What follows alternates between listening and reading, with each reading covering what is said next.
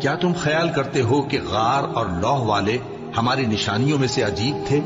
جب وہ نوجوان غار میں جا رہے تو کہنے لگے کہ اے ہمارے پروردگار، ہم پر اپنے ہاں سے رحمت نازل فرما اور ہمارے کام میں درستی کے سامان مہیا کر۔ تو ہم نے غار میں کئی سال تک ان کے کانوں پر نیند کا پردہ ڈالے رکھا، یعنی ان کو سلائے رکھا۔ پھر ان کو جگا اٹھایا تاکہ معلوم کریں کہ جتنی مدت وہ غار میں رہے دونوں جماعتوں میں سے اس کی مقدار کس کو خوب یاد ہے۔ ہم ان کے حالات تم سے صحیح صحیح بیان کرتے ہیں۔ وہ کئی نوجوان تھے جو اپنے پروردگار پر ایمان لائے تھے، اور ہم نے ان کو اور زیادہ ہدایت دی تھی، اور ان کے دلوں کو مربوط یعنی مضبوط کر دیا۔ جب وہ اٹھ کھڑے ہوئے تو کہنے لگے کہ ہمارا پروردگار آسمانوں اور زمین کا مالک ہے، ہم اس کے سوا کسی کو معبود سمجھ کر نہ پکاریں گے۔ اگر ایسا کیا تو اس وقت ہم نے بے عقلی کی بات کی۔ ان ہماری قوم کے لوگوں نے اس کے سوا اور معبود بنا رکھے ہیں، بھلا یہ ان کے معبود ہونے پر کوئی کھلی دلیل کیوں نہیں لاتے؟ تو اس سے زیادہ کون ظالم ہے جو اللہ پر جھوٹ باندھے؟ اور جب تم نے ان مشرکوں سے اور جن کی یہ اللہ کے سوا عبادت کرتے ہیں ان سے کنارہ کر لیا ہے تو غار میں چل رہو، تمہارا پروردگار تمہارے لیے اپنی رحمت وسیع کر دے گا اور تمہارے کاموں میں آسانی کے سامان مہیا کرے گا۔ اور جب سورج نکلے تو تم دیکھو کہ دھوپ ان کے غار سے داہنی طرف سمٹ جائے، اور جب غروب ہو تو ان سے بائیں طرف کترا جائے، اور وہ اس غار کے کشادہ حصے میں تھے۔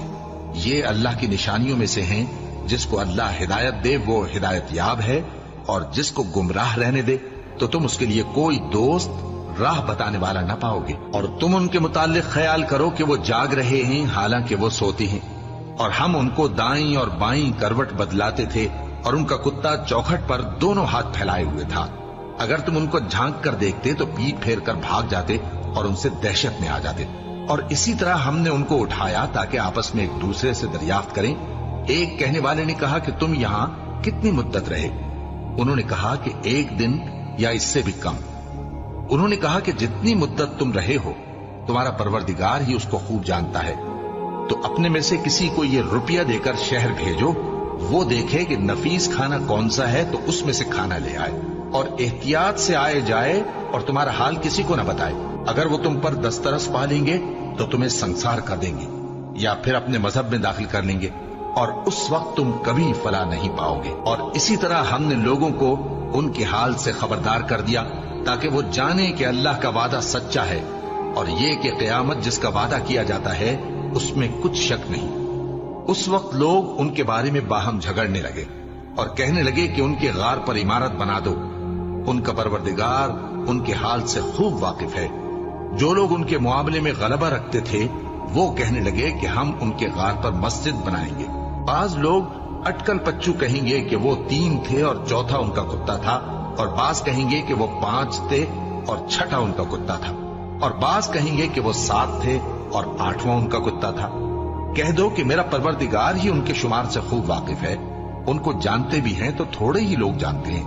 تو تم ان کے معاملے میں بحث نہ کرنا مگر سرسری سی بحث، اور نہ ان کے بارے میں ان میں سے کسی سے کچھ دریافت ہی کرنا، اور کسی کام کی نسبت نہ کہنا کہ میں اسے کل کر دوں گا، مگر انشاءاللہ کہہ کر یعنی اگر اللہ چاہے تو کر دوں گا۔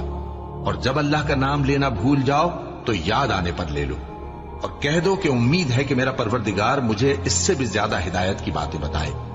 اور اصحاب کہف اپنے غار میں 9 پر 300